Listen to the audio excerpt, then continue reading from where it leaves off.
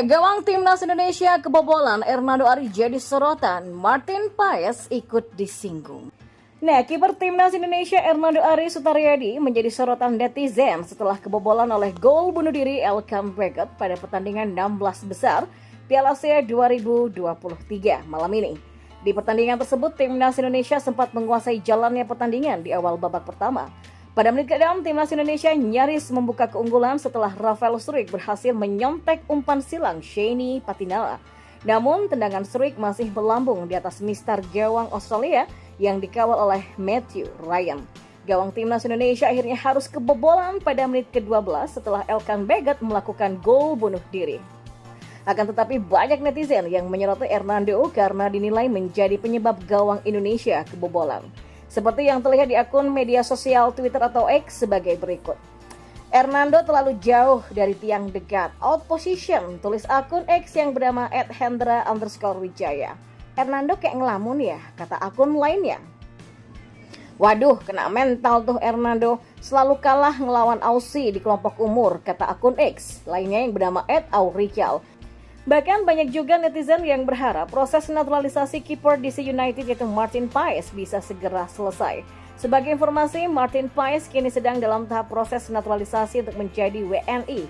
Waduh, kayaknya emang butuh Paes nih, kata akun X yang bernama @johnny_delayosip. Hasil timnas Indonesia versus Australia berhasil mengimbangi permainan. Timnas Indonesia digeprek dengan skor telak. Ya, Australia membuka keunggulan setelah Elkan Bagot membuat gol bunuh diri pada menit ke-11. Berawal dari tendangan Jackson Irvine di sisi kanan, bola mengenai kaki Elkan lalu berubah arah dan masuk ke gawang. Ya, tempo permainan berjalan cukup lambat meski tertinggal 1 gol. Indonesia nampak mengimbangi permainan Australia. Sampai menit ke-20, penguasaan bola Sockers unggul tipis sebesar 53% atas skuad Garuda sebesar 47%. Justin Hubner menciptakan peluang emas untuk Indonesia pada menit ke-22, namun tendangan kerasnya dari luar kotak penalti masih bisa diamankan kiper Matthew Ryan. Memasuki menit ke-30 babak pertama, Marcelino Ferdinand dan rekan-rekannya masih kesulitan membongkar pertahanan tim asuhan Greg Arnold. Jarak antar lini yang begitu rapat membuat skuad asuhan Sinteyong tak bisa mengalirkan bola dari tengah sehingga kerap mengandalkan umpan jauh dan serangan dari sayap. Beberapa peluang tercipta namun belum ada yang berbahaya. Tim Merah Putih kembali membuat peluang pada menit ke-38.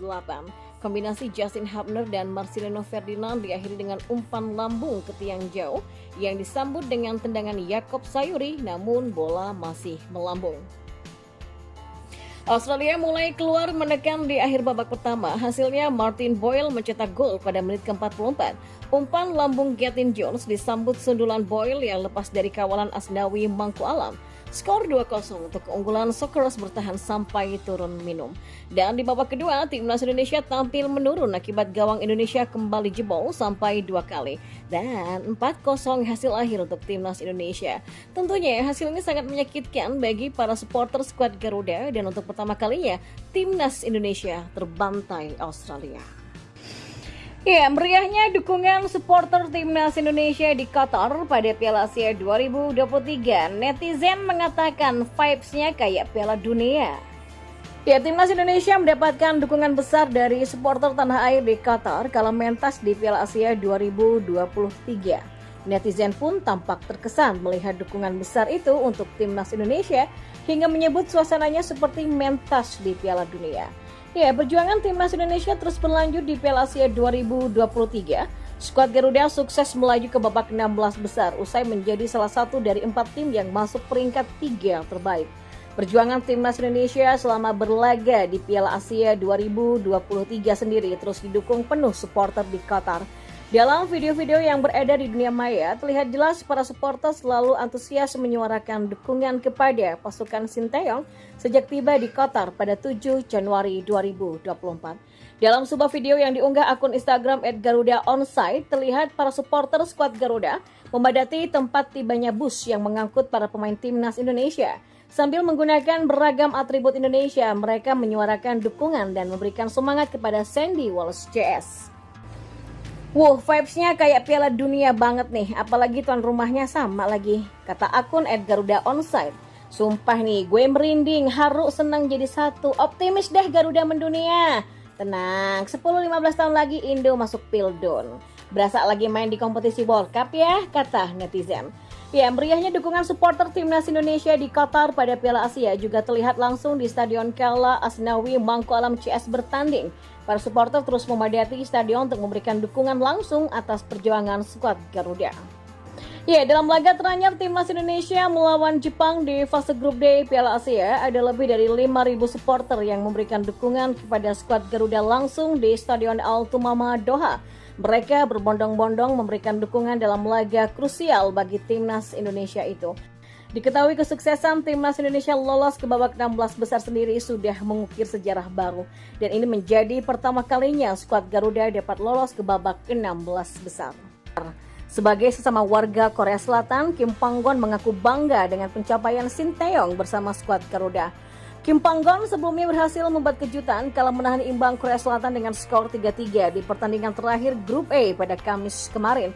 Meski gagal mengantarkan Malaysia melaju ke babak 16 besar, hasil imbang melawan Korea ini membuat Kim Panggon mendapatkan puja-puji setelah sebelumnya didesak keluar.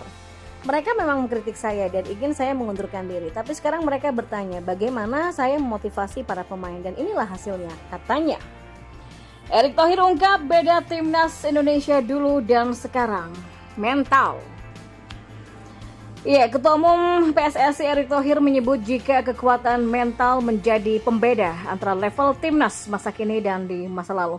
Erick menjelaskan mental yang dimaksudkannya adalah bagaimana timnas Indonesia tetap bermain dengan percaya diri dan tidak panik ketika tertinggal. Ya, tapi kan mainnya masih terus confidence. Nah, itu yang membedakan mental tim nasional hari ini dan masa lalu. Yang sejak dari awal saya juga bicara dengan teman-teman media bahwa pembenahan mental yang harus utama. Hal ini kata Erick adalah hasil yang berbuah manis dari usahanya yang mengagendakan satu dari beberapa uji coba dalam agenda FIFA Matchday dengan melawan tim kuat level dunia. Dan paling diingat, Indonesia menantang sang juara Argentina pada 16 Juni di tahun lalu di Stadion GBK, di mana pada laga itu Merah Putih takluk dengan skor akhir 0-2 lewat gol dari Leandro Paredes dan Christian Romero.